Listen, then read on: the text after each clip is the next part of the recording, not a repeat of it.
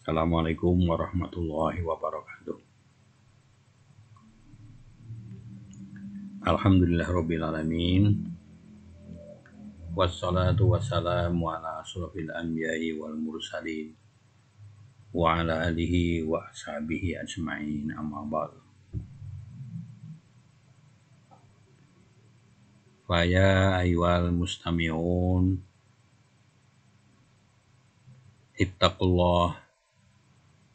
ittaqullaha haqqa tuqatihi wa la tamutunna illa wa antum muslimun.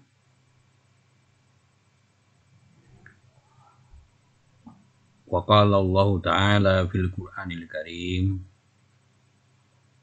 A'udzu billahi minasy syaithanir rajim. Bismillahirrahmanirrahim.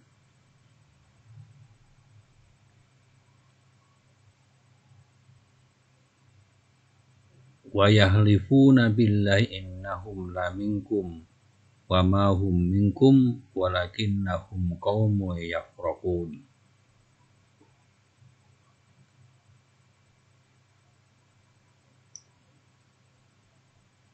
Pertama, marilah kita bersyukur kehadirat Allah Subhanahu wa taala. Ketemu lagi pada Ayo Belajar Al-Qur'an. Ayo belajar memahami isi kandungan dalam Al-Qur'an. Pada kajian ini adalah surat At-Taubah ayat 56. Wa yahlifuna billahi innahum laminkum wa ma hum minkum walakinnahum qaumun yafraqun. Dan mereka orang-orang munafik itu bersumpah dengan nama Allah bahwa sesungguhnya mereka termasuk golonganmu. Padahal mereka bukanlah dari golonganmu, akan tetapi mereka adalah orang-orang yang sangat takut kepadamu.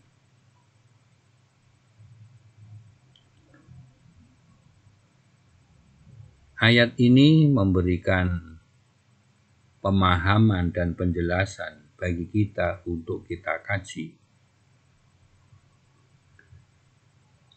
Allah telah menjelaskan bahwa orang-orang munafik itu bersumpah dengan nama Allah bahwa sesungguhnya mereka itu termasuk golonganmu.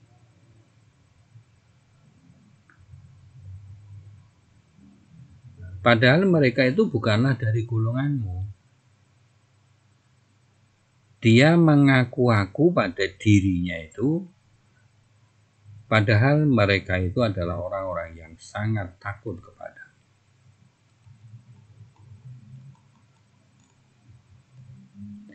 Nah, kalau ini dalam ketakutan,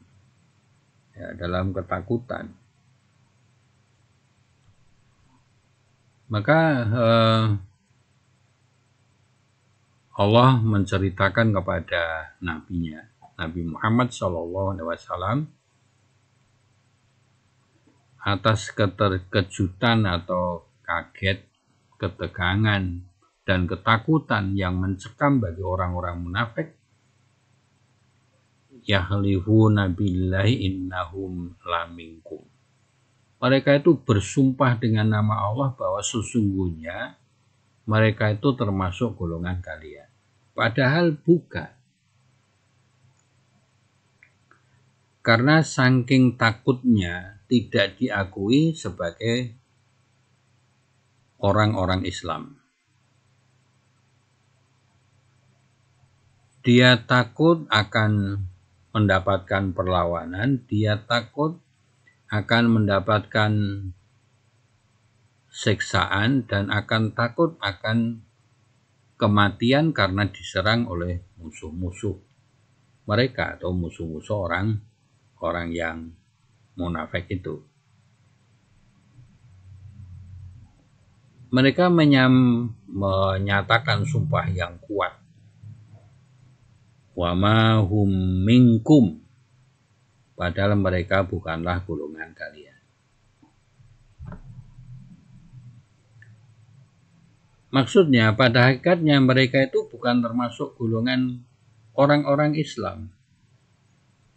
Tapi untuk mendapatkan perlindungan maka dia berlindung kepada orang-orang Islam agar dia termasuk dan dimasukkan sebagai orang-orang yang munafik. Itulah sifat-sifat orang munafik itu. Walakinnahum qaumun yafraqun. Tetapi mereka itu adalah orang-orang yang sangat takut kepada kalian. Ya, ini perasaan takut itu mendorong mereka itu mengemukakan sumpahnya.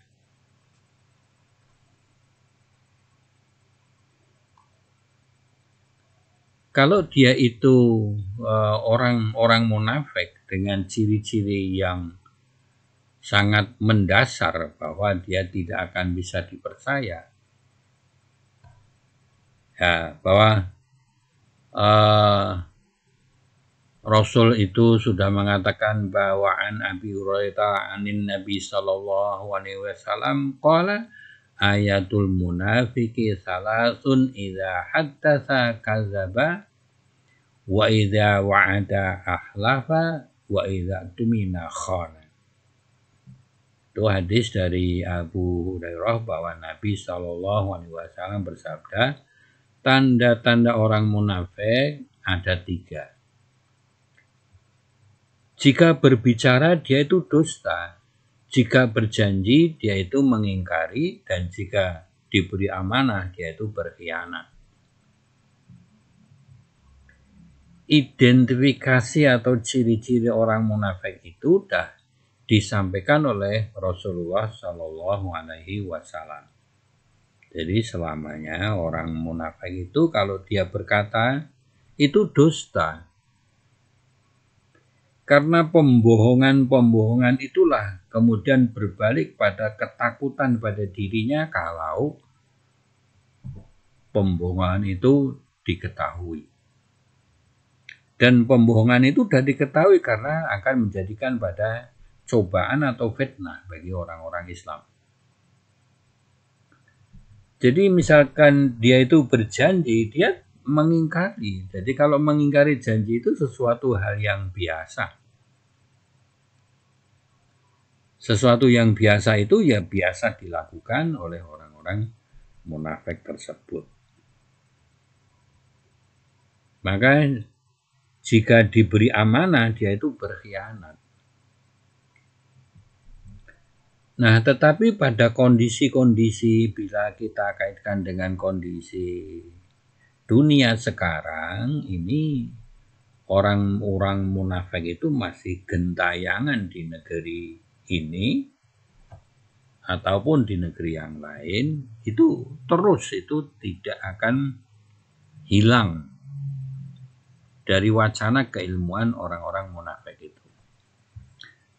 Selalu saja ada orang yang berdusta dan selalu saja orang yang berjanji itu mengingkari, dan selalu orang yang diberi amanah itu khianat.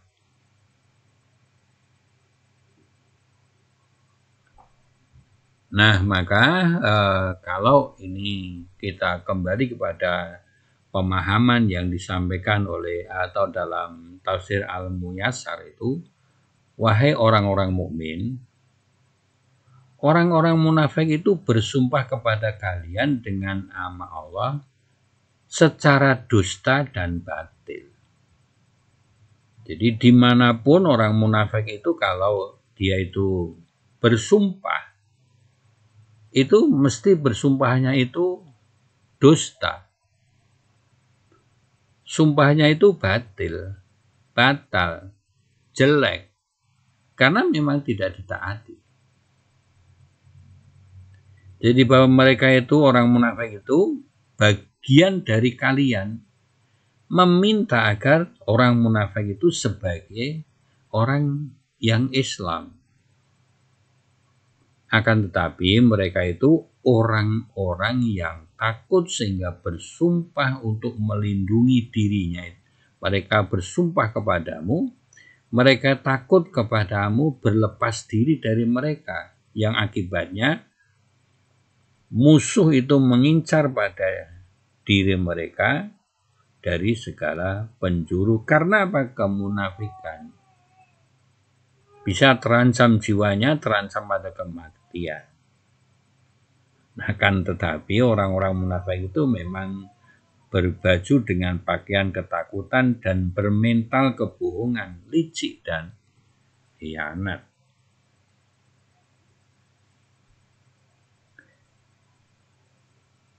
Maka yang perlu kita hindari, jangan sampai orang-orang Islam itu sendiri itu memiliki mental-mental seperti orang-orang yang munafik itu.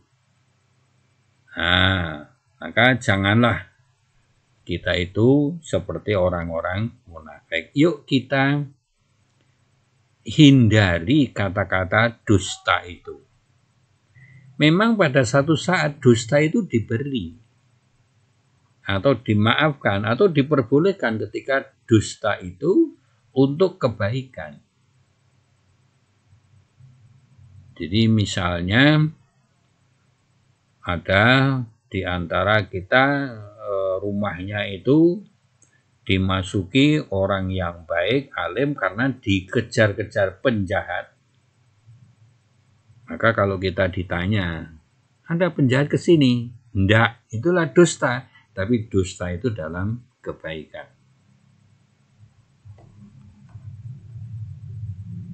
Bukan dusta yang mengakibatkan pada kejelekan itu. Tidak. Nah, maka bagaimana kita berjanji itu, ya janji kita itu kuat. Jangan sampai janji itu kemudian kita mengingkari dari janji itu. Ya, kadang-kadang bentuk-bentuk yang kecil itu sok jadi dusta. Di berbagai lapisan masyarakat itu ya begitu itu. Jadi misalkan ada orang yang akan menjadi pemimpin, ketika akan dipilih itu biasanya janjinya itu muluk-muluk, udah luar biasa. Tetapi ketika dia diangkat ya menjadi pimpinan, itu kemudian tidak menghiraukan lagi janji yang dahulu diucapkan. Ya. Nah, itulah sebenarnya dia juga menghilangkan. Karena diberi amanah, dia itu mestinya melakukan amanah, tetapi dia itu tetap berkhianat.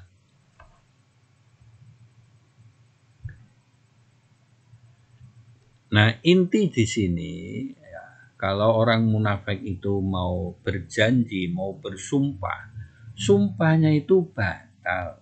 Sumpahnya itu rekayasa, sumpahnya itu berdusta, dan sumpahnya itu dia diberi amanah tetapi dia tidak melakukan amanah itu. Nah, maka ini kita itu hanya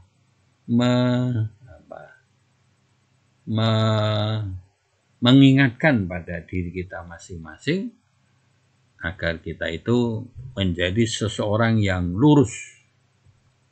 Ya. Kemudian kalau kita kaitkan dengan At-Taubah ayat yang 57, lau yajiduna malja'a au magharatin au mudtakhalan lawallau ilaihi wa hum yajma'un.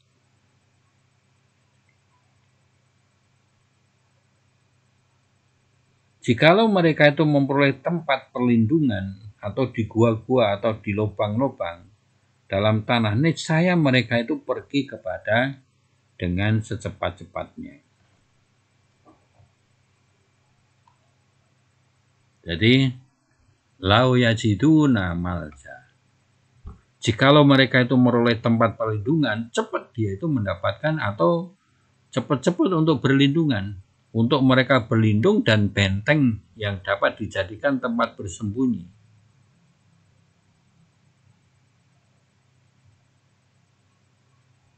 Nah, maka atau bisa di gua-gua itu. au magharat, yaitu gua-gua yang terdapat di bukit-bukit itu. Maksudnya apa? Biar tempat mendapatkan perlindungan karena apa? Kedustaan yang dilakukan, kemudian khianat dari janji yang telah diberikan itu. Jadi au mudkhala atau lubang-lubang yang lain. Ini lubang dalam tanah atau bunker atau terowongan. Maka lafaz di atas itu kemukakan oleh Ibnu Abbas dan Qatadah. Jadi kalau dia itu ke bunker tanah yang ada di dalam buat terowongan, itu dia merasa aman karena mendapatkan perlindungan itu. Nah, pada akhirnya laula ilaihi wahum yajmahun. Niscaya mereka itu pergi kepadanya dengan secepat-cepatnya. Karena apa? Sebenarnya dia itu ketakutan akan apa? Ucapan dan perbuatan dirinya sendiri.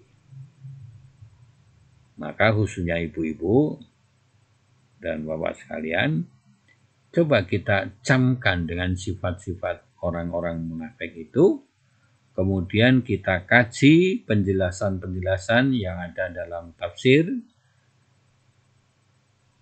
yang ada seperti pada tafsirnya Ibnu Katsir, atau bisa juga tafsir Al-Misbah yang enteng-enteng itu bisa kita cari di situlah isi dari Al-Quran itu. Nah, saya hanya terbatas membacakan, kemudian mencoba untuk memberikan penjelasan-penjelasan itu sesuai dengan apa yang dibaca dan apa yang ada di dalam tafsir Ibnu Katsir itu. Jadi maksud yang terkumpul itu, orang-orang munafik itu akan segera pergi dari kalian karena sesungguhnya mereka itu mau bergaul dengan kalian hanyalah karena terpaksa. Jadi orang-orang munafik itu bergaulnya itu bukan untuk memperbaiki, tetapi karena keterpaksaan pada dirinya. Bukan karena kesenangan. Jadi kalau misalkan orang munafik itu tentang agamanya itu kelihatannya senang, tapi sebenarnya dia itu hanya menipu pada dirinya dan menipu pada orang lain.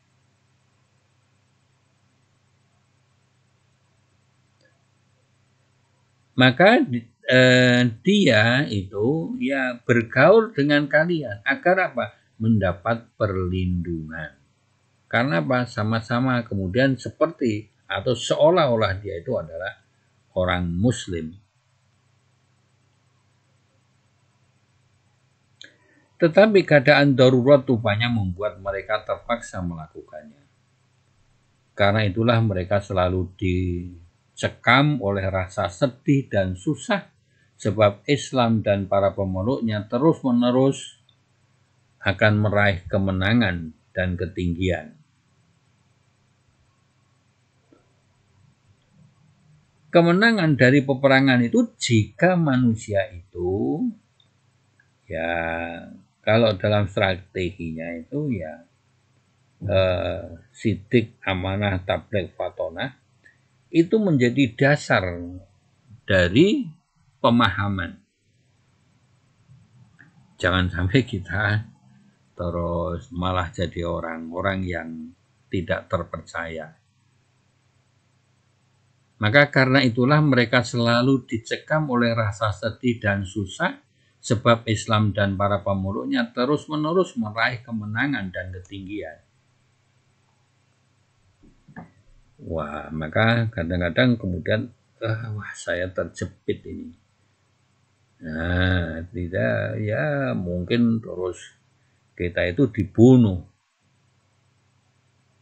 Karena kemenangan-kemenangan itu ada di pihak orang-orang Islam. Nah, untuk itu ketika kaum muslimin itu meroleh kegembiraan, maka mereka tidak senang melihatnya, sedangkan hati mereka itu tidak suka bergaul dengan kaum-kaum mukmin yang lain. Nah, maka kita tetap kekeh dan kuat dalam menjaga keutuhan ayat yang dari 56-57 itu memberikan nuansa yang mencekam bagi orang-orang munafik itu karena kekurangan di dalam dirinya. Nah, maka itu ada jikalau orang-orang munafik itu menemukan tempat perlindungan atau benteng untuk berlindung atau menjaga mereka, atau guna di atas gunung, ya, atau gua, perlindungan gua di atas gunung dapat melindungi mereka, atau lubang-lubang di dalam bumi yang dapat menyelamatkan mereka dari kejaran kalian. Niscaya mereka akan segera melarikan diri ke sana. Nah, dalam tafsir Al-Misbah, mereka merasa tersudutkan oleh kalian dan membenci bergaul dengan kalian. Seandainya mereka itu menemukan benteng atau gua yang ada di gunung, atau lorong-lorong yang ada di dalam tanah, itu pasti dia memasuki. Pasti mereka itu akan mendatanginya dengan secepat-cepatnya untuk penyelamatan dirinya sendiri itu. Nah, hadirin yang dimuliakan oleh Allah SWT, demikian apa yang saya jelaskan. Sudah barang tentu perlu mengkaji lagi agar kekayaan dan hasanah pemahaman Al-Quran ini akan mendarah mendaging dalam kekuatan kita beribadah, dan mudah-mudahan Allah itu selalu memberikan keselamatan kepada kita. Jangan sampai kita itu menjadi orang-orang yang munafik. Baiklah, Ibu Bapak sekalian yang sangat saya hormati, segala kekurangan saya mohon maaf. Nah, marilah kita tambah pada pemahaman yang selanjutnya pada kesempatan yang akan datang. Saya kira itu yang perlu saya sampaikan, dan terima kasih atas segala perhatiannya, dan wabillahi taufiq wal hidayah. Wassalamualaikum warahmatullahi wabarakatuh.